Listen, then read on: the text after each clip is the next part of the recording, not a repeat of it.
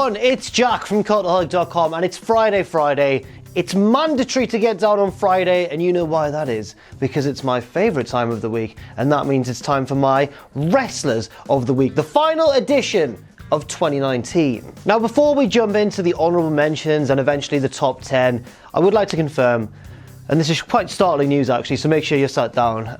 Will Ospreay has actually won Wrestlers of the Week for the second year in a row. I know, I didn't see it coming either.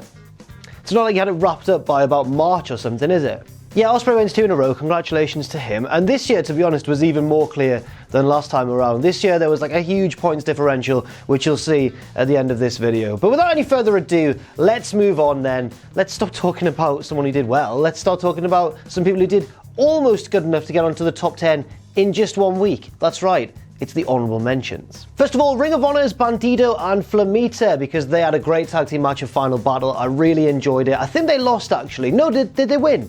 I can't remember who won, but they had a match against Marty Scurll and Flip Gordon, and it was really, really good. It was a good tag team match, and Bandido and Flamita were really fast-paced and fun to watch.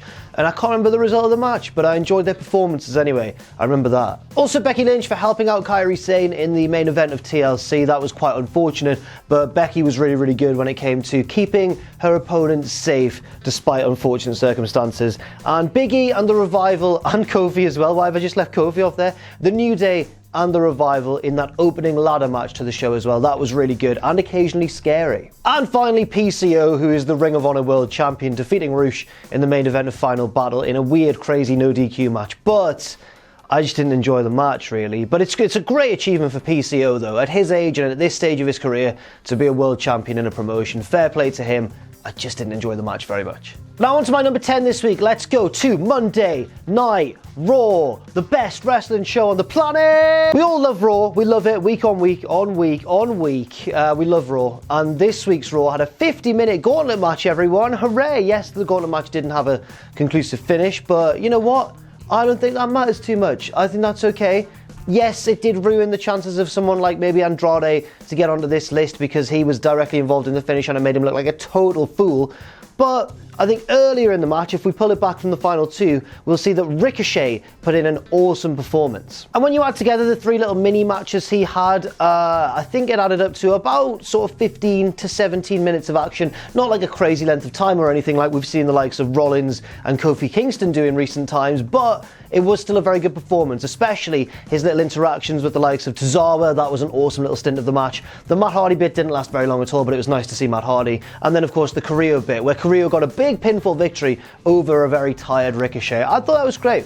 I really enjoyed Ricochet's involvement. I thought he was very much the linchpin, the cornerstone of this match. And I do feel that if it had had a finish, maybe a few more people from the match would be getting on this list as well. But unfortunately, it had a really stupid ending. Well done to Ricochet, and this week's 1 point is enough to ensure that he leaps ahead of Kofi Kingston and finishes 15th in the final standings for 2019. Next up, number 9, let's go to NXT. Not the best wrestling show. Actually, to be fair, I think it was my favourite show of the week, and often it is, in fact. Often it is. Apart from Raw, we all know that Raw is the best wrestling in the world. But if we go to NXT now, and let's talk about Cameron Grimes. This week's NXT was very much built around the 2 big title matches, one at the start of the night and one at the end. But in the middle, it just was a very solid show throughout. There were lots of little mini good matches that didn't quite reach the same level as those big title matches on either end of the show, but they still peppered in enough little excitement and flavour to make the show a very good one. This is one of the first weeks that I think that NXT has comfortably beaten AEW in terms of quality, and it wasn't even a bad episode of AEW, it was just a very good episode of NXT. And my favourite of these little filler matches in and amongst the big title matches was Cameron Grimes versus Kushida. Now, Kushida did really well, in fact he should probably have been an honourable mention, but I 100% thought he was going to win this match. He's been mugging off Cameron Grimes recently. He stole his heart. You don't just steal a man's heart. And then Cameron Grimes won. And I was very shocked. I shouldn't have been shocked perhaps, because Cameron Grimes just has a knack for pulling out unexpected victories in one way or another on NXT. So sometimes he'll pull out an unexpected victory by just deciding to double stomp his opponent in the first few seconds of the match. Sometimes he'll pull out an unexpected victory by beating, I'd say, a pretty hefty favourite in the form of the New Japan legend and What Culture Pro Wrestling World Cup winner Kushida. Let's not forget that he won that. I've lost my original point. Cameron Grimes, a big win for him and a good match as well.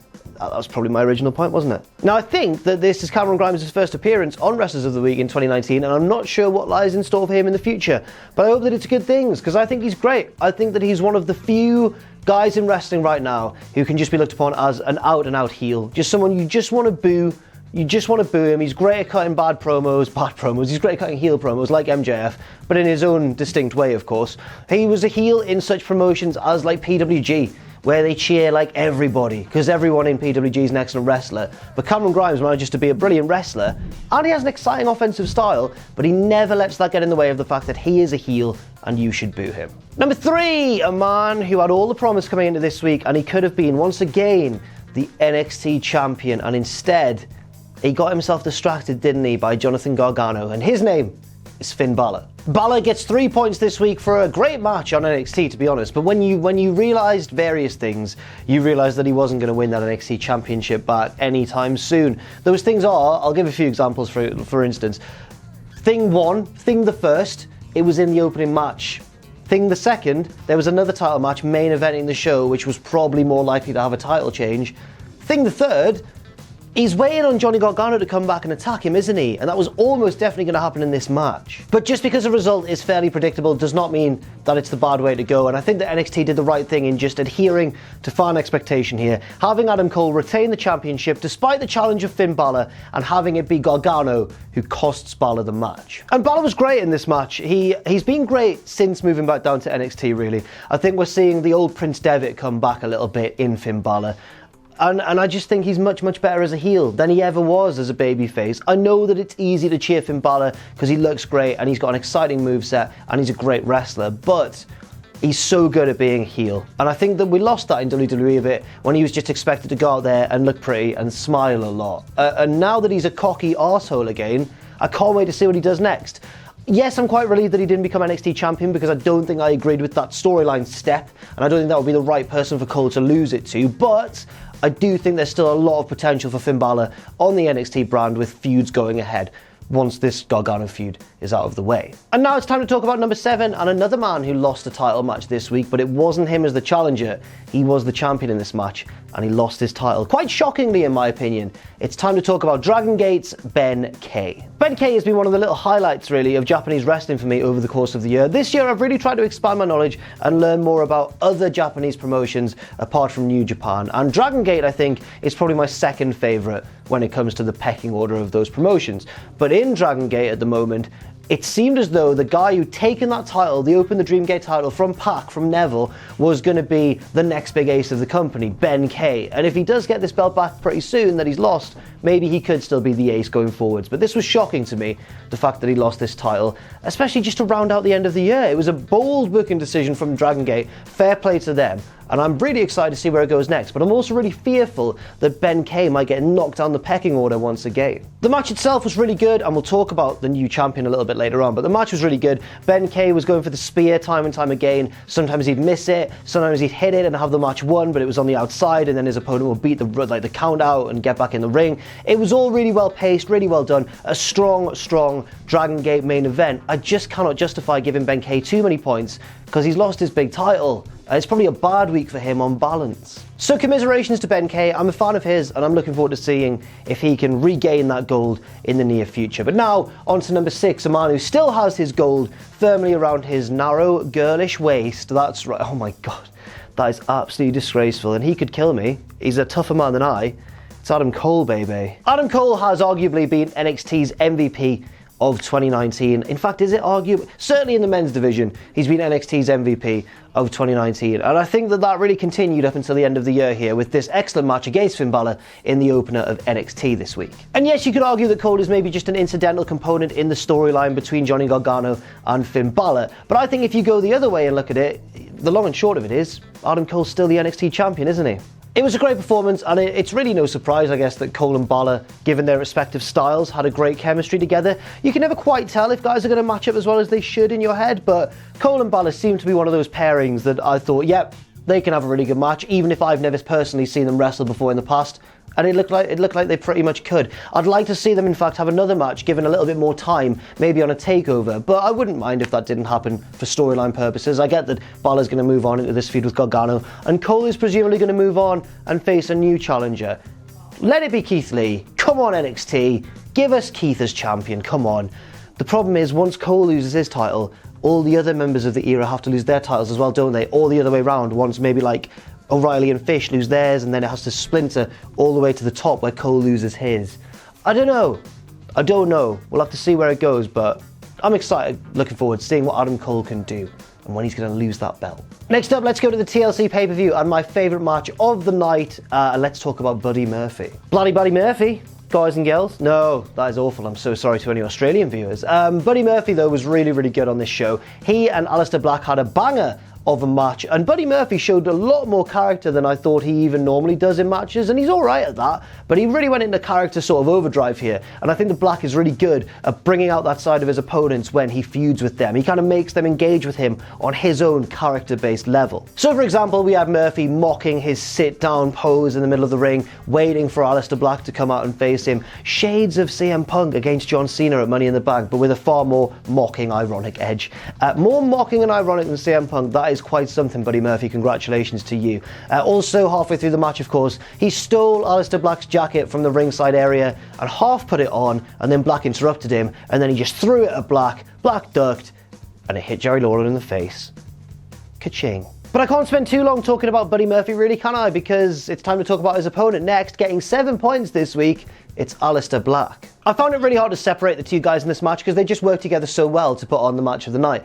But at the same time, I do have to agree that Alistair Black was maybe slightly more impressive for various different reasons. One, he won the match, and that's good for him. Two, he battled through a pretty badly broken nose. Like, it looked nasty. And obviously, if you break your nose, your eyes are going to flood with tears. It's going to be hard to see. I bet for those few moments after it happened, wherever it happened, that was a real panic sort of situation for those wrestlers, because you wouldn't really know what to do. Did I honestly nearly just say the word panicle? Oh my god. But at first I thought, oh no, they're going to be scrambling to keep the match together. And then I thought, are they? Because these guys are so good at wrestling, and Black's been wrestling for so long against all manner of opponents across Europe and America and everything. Is he really going to worry? He's probably been in this situation a million times before, and that turned out to be the case. He really just did complete the match with all the composure you'd expect of somebody as experienced and as composed as Alistair Black. Looking back over the year, it's been a shame for Alistair Black, really. He was one of my favourite wrestlers to watch in 2018, and in 2019, I think it's pretty inarguable to suggest that he's been badly underutilised since moving to Raw or SmackDown, since moving to the main roster and splitting from Ricochet as a tag partner as well. This whole room gimmick that he's got going on, I don't like it. I did a part of a conference call with Alistair Black a few months ago. He claimed that we all just needed to wait and see what happened next, and I thought he spoke very eloquently and that he made a lot of sense, basically. But I'm not certain that he even believes it. I don't know, that's me assuming a lot, but if you're someone like Alistair Black, can you really be happy with not wrestling as much as he's not allowed to wrestle? You should want to be out there every week, having bangers with your pick of opponents, surely. Although he did also say, though, to be fair, in that conference call, that Paul Heyman has taken a specific interest in him and his character. So hopefully it means that bright things are in the future. Next up, this week's number 3, and she's lost her crown. It's the former Queen of Spades, as she lost her nickname as well. It's Shayna Baszler. That's right, former NXT Women's Champion Shayna Baszler is number 3 this week, and she's not got a title anymore. The reign is over, and it just goes to show that often when the situation calls for it, how effective and how good a long, grueling heel title reign can be. And that's not just to congratulate the booking, by the way. Shayna pulled this off to absolute perfection. I think this was probably the right time for her to lose her title, and I think it was to the right person and all the rest of it. But I just admire her heel work so much. I think she's been great, freshening up her act month on month and not letting her reign feel like a tired, stale one where basically the only reason she's got it is because they don't know who else to put it on. No, as we saw in the build-up to this very match, there were various different contenders that could have taken that title from Shayna. And they picked the right one, in my opinion, but I think that there were various other women that it wouldn't have been weird if they'd beaten Shayna, but they held off, they kept the belt on Shayna for quite a long time, and they finished things off with this absolute banger of a match this week on NXT. Shayna's also great, and she's done this in feuds with the likes of Kairi Sane, for example. She's great at keeping the Kirifuda clutch fresh. It's not just a rest holder, it's not just, you know, clamping it on and waiting for your opponent to pass out and that's the end of the match. No, she rolls around, she's fighting for position constantly, her facial expressions are just fantastic. Shayna is one of the best submission wrestlers, I think, in WWE right now. She's really good at it, not just in terms of the move itself, but in terms of all the extra bits that go into it. And when her opponent popped out of that and came back, you could tell that the crowd were really invested and that Shayna had dragged them all into it. It was really excellent work from Shayna, from both women in the match, but just on the whole, I have to congratulate Shayna Baszler for an excellent and effective heel run. Next up, number 2, and the new DragonGate Open the DreamGate champion, Naruki Doi. Naruki Doi, our favourite boy, is the new DragonGate champion, defeating Benkei in what I would call a shocking result. Not that I'm too familiar with DragonGate in terms of who's got momentum and who should be the next star and everything, but because I heard a stat. I read a stat somewhere and I was like, wow, that's pretty crazy. Have they done this deliberately, or is it just a delightful coincidence? Naruki Doi, our favourite boy, was the Open the DreamGate champion as 2009 rolled into 2010, and he will now be the champion as 2019 rolls into 2020, and those are his only 2 reigns with that title as well, by the way. That is crazy. I guess we'll have to wait another 10 years to find out whether Naruki Doi, our favourite boy, is just the master of the turn of the decade, and whether he can do it again as 2029 rolls into 2030, but for now, all that needs to be said is that he beat Benkei, who had all the momentum in the world, and somehow he's a 2-time Open the DreamGate champion. And the match was fantastic as well, by the way. Really good stuff. I mentioned how he was avoiding the spear and everything, or he would catch the spear on the outside and beat the 20 count and get back in the ring and keep his title hopes alive. But I'm not sure if many people actually expected him to win. I don't know. If you know more about DragonGate than I do, then please let me know in the comments down below. And Naruki Doi, our favourite boy, capped off the match by winning with the Muscular Buster. Is that what it's called? It sounds similar to a Muscle Buster, but I've forgotten its name. I think he calls it the Muscular Buster, which is silly. It's not a Muscle Buster at all. It's like almost you know when Rey Mysterio bounces on his hands and then he's got his legs around him, he's facing forwards? That turned into like a swift Michinoku driver instead, and keeping the momentum with yourself and usually finishing the match. And that's exactly what Naruki Doi, our favourite boy, did, defeating Benkei, and I can't believe it. I'm excited to see what he does next, but I do feel bad for Ben as well. And finally, number 1, and my wrestler of the week for a second time, by the way, and rounding out the year, it's the new NXT Women's Champion, Rhea Ripley. It has been a quite astounding few weeks for Rhea Ripley. She's been pinning main roster stars on Raw and SmackDown. She won the Survivor Series match for her team, for NXT. And she won a War Games match. Let's not forget the War Games match as well. And now, she is the new NXT Women's Champion. I mentioned how Shayna Baszler was great in this match for her submissions and her facial expressions and everything that she did was mirrored expertly in a babyface way by Rhea Ripley. She was fighting to survive, she was rolling around, she was trying to get a bridge with her arms, and the signature moment of the match, I think, apart from maybe the finishing sequence and the celebrations afterwards, but the signature little bit where momentum switched was when the referee held up Rhea Ripley's arm to check that she was still conscious, and as the arm fell, instead of holding it back up like Hulk Hogan, she grabbed the referee's shirt and dragged him, and made as if to say, like, no, I'm being defiant. This is some defiant wrestling. I'm still fighting for this title. And then if you saw NXT, you'll know what an excellent finish this was. Both women battling up to the middle rope, having a go at each other. It looked like Shayna was in control. It looked like she was about to win, and then Rhea Ripley knocked her with a headbutt like that, picked her up and delivered an avalanche riptide from the second rope. 1, 2, 3. And we've got a new NXT Women's Champion. I was going to say out of nowhere, they've built it up really well, to be fair. I'm excited to see what happens next. I don't know, I'd really look forward to a feud with maybe Io Shirai for Rhea Ripley, but at the same time, I do also want Io Shirai to be NXT Women's Champion at some point, preferably not too far in the future. So maybe we should hold off on Io challenging Rhea for a little while, and if we can find another heel to do so, that would probably be great. Doesn't even have to be a heel, but Dakota Kai makes a lot of sense to me because she has just turned on Tegan. She could have a little go at Rhea, then Tegan could come back. I'm trying to book too far ahead. The NXT Women's Division looks really good right now, and I'm very excited to see where it goes from here. But congratulations to Rhea Ripley because she is my final of 2019 Wrestler of the Week. Now let's take a look at that all-important league table, and it's no surprise, Will Ospreay is my Wrestler of the Year 2019. Tied for second, Tomohiro Ishii and Kota Ibushi, then All Japan's ace Kendo Miyahara, and rounding out the top 5 is Big Volta. As we move down, we'll see a lot of familiar faces there. Jay White has really improved this year. What a year it's been for the young New Zealander. And as we move further down, Phoenix from AEW, he's been absolutely fantastic. David Starr, I believe the highest placed independent wrestler on this list, not really signed to any of the big companies. Moving further down, Jordan Devlin from NXT UK, Zack Sabre Jr., last year's second place, remember, quite a far fall from grace to be honest. And at the bottom, just sneaking in this week, we do have the former Open the Dreamgate champion, Benkei. So that's it. That is Wrestlers of the Week for 2019.